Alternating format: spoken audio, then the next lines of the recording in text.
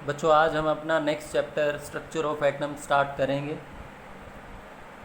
जिसमें सबसे पहले हम डिस्कवरी ऑफ इलेक्ट्रॉन को स्टडी करेंगे बच्चों बाय जे थॉमसन, जिसे आप डिस्चार्ज ट्यूब एक्सपेरिमेंट के नाम से भी जानते हैं। बच्चों डाल्टन ने ये बताया था कि एटम सबसे स्मॉलेस्ट पार्टिकल होता है किसी भी मैटर का।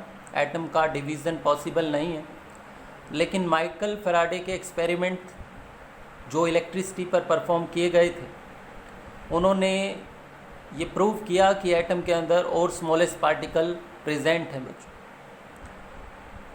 उन्होंने ये ऑब्ज़र्व किया था बच्चों कि कुछ सब्सटेंस वाटर में डिज़ोल्व करने पे इलेक्ट्रिसिटी कंडक्ट करते हैं, और उनका जो मास डिपॉजिट होता है इलेक्ट्रोड पर वो डायरेक्टली प्रोपोर्शनल है बच्चों electricity pass through the solution. अब जो मास डिपॉजिट हो रहा था वो इलेक्ट्रिसिटी के डायरेक्टली प्रोपोर्शनल था बच्चों। इसका मतलब मास और इलेक्ट्रिसिटी आपस में लिंक है, मतलब मास में कहीं ना कहीं चार्ज प्रेजेंट होगा बच्चों। तो जिसको बाद में स्टोनी ने एक नाम भी दिया, फंडामेंटल यूनिट ऑफ इलेक्ट्रिसिटी, जिसे बाद में उन्होंने नाम दिया इलेक्ट्रॉन बच्चों। हालांकि उसका प्रूफ किसने किया बच्चों? जे थॉमसन ने। When the gas taken in glass tube was subjected to very low pressure and high voltage, बच्चों जब एक गैस को उन्होंने ग्लास ट्यूब के अंदर लिया और हाई वोल्टेज और लो प्रेशर पे उन्होंने क्या ऑब्ज़र्व किया कि एक ग्लो अपीयर हो रहा है बच्चों, जो ऐसा लग रहा था कि कैथोड से एनोड की तरफ मूव कर रहा है बच्चों, जिसे बाद में बोला गया कैथोड रेज बच्चों। एक्चुअल में हाई वोल्टेज क्या कर रही थी बच्चों, और लो प्रेशर का क्या पर्पज़ था बच्चों? आज के समय में तो आप जानते हैं कि एटम के अंदर न्यूक्लियस और उसके सराउंडिंग में इलेक्ट्रॉन रिवॉल्व करते हैं शेल्स में। तो न्यूक्लियस और इलेक्ट्रॉन के बीच में जो अट्रैक्शन है बच्चों, उसको क्रॉस करने के लिए, उसको ओवरटेक करने के लिए हाई वोल्टेज की रिक्वायरमेंट थी।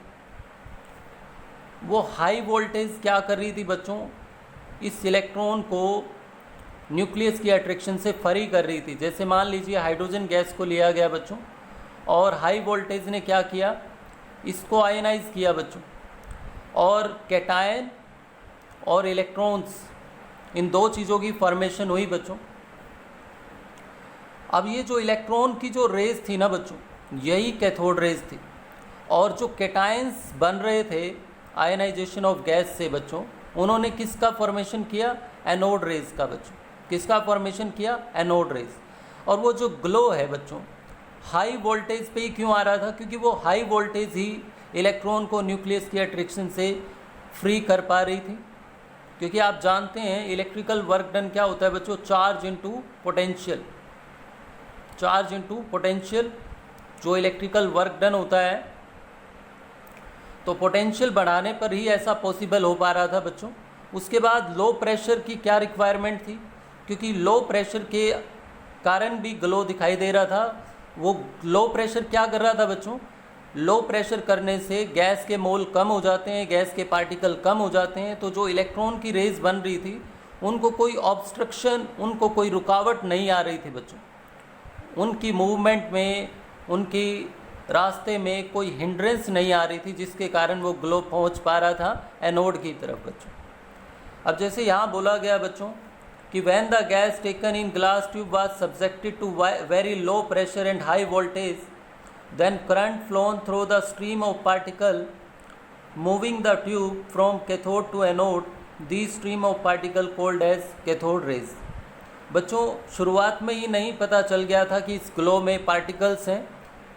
एक्सपेरिमेंट्स किए गए जिससे पता चला कि इनमें पार्टिकल नेचर है, ये नेगेटिवली चार्ज हैं, जिनको बाद में इलेक्ट्रॉन का नाम दिया गया।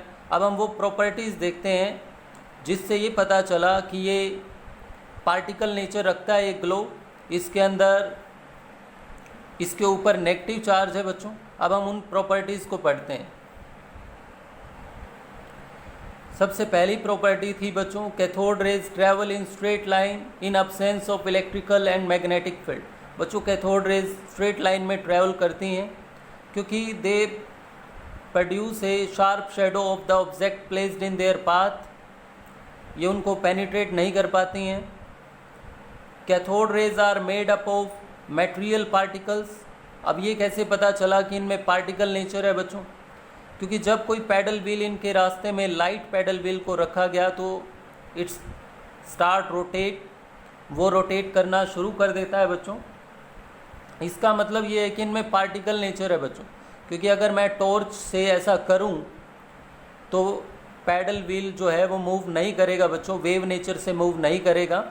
इसका मतलब कहीं ना कहीं पार्टिकल नेचर था उनमें।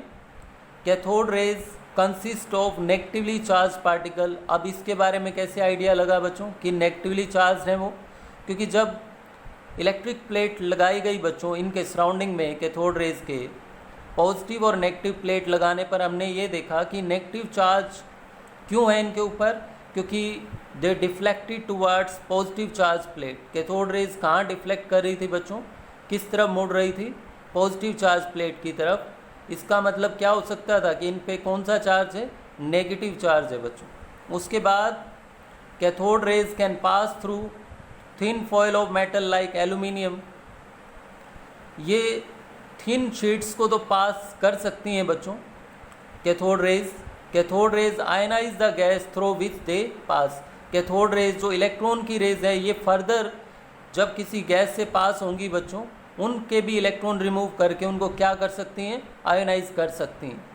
Cathode rays are invisible but observe with the help of fluorescent material. बच्चों ये इनविजिबल होती हैं, लेकिन आप इनको फ्लोरिसेंट मटेरियल, ऐसे मटेरियल बच्चों जब ये रेज उनसे स्ट्राइक करेंगी तो वो क्या प्रोड्यूस करेंगे? ग्लो।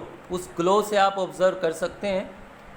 दूसरा, characteristics of cathode rays does not depend upon the nature of electrode and the gas. जो करेक्टरिस्टिक्स होती हैं बच्चों हम आगे देखेंगे, जो इनका चार्ज बाय मास रेशो होता है वो डिपेंड नहीं करता है नेचर ऑफ इलेक्ट्रोड और गैस पे, क्योंकि बच्चों इलेक्ट्रॉन तो सभी मैटर के अंदर एक जैसे ही होते हैं, तो उनकी प्रॉपर्टीज़ चेंज नहीं होती हैं इलेक्ट्रोड चेंज करने पे, गैस चेंज करने पे। इसलिए बोला गया है कि characteristics of cathode rays does not depend upon nature of electrode and gas. बच्चों they also affect the photographic plate. ये फोटोग्राफिक प्लेट को भी अफेक्ट करती हैं। और ये जो प्रॉपर्टी हमने देखी है बच्चों, जिनको एक्सपेरिमेंट से वेरीफाई भी किया गया, इन प्रॉपर्टीज़ के बेस पे बोला गया कि cathode rays are made up of material particles which are negatively charged and named as electron, और जिनको बाद में क्या नाम दिया गया बच्चों? इलेक्ट्रॉन्स।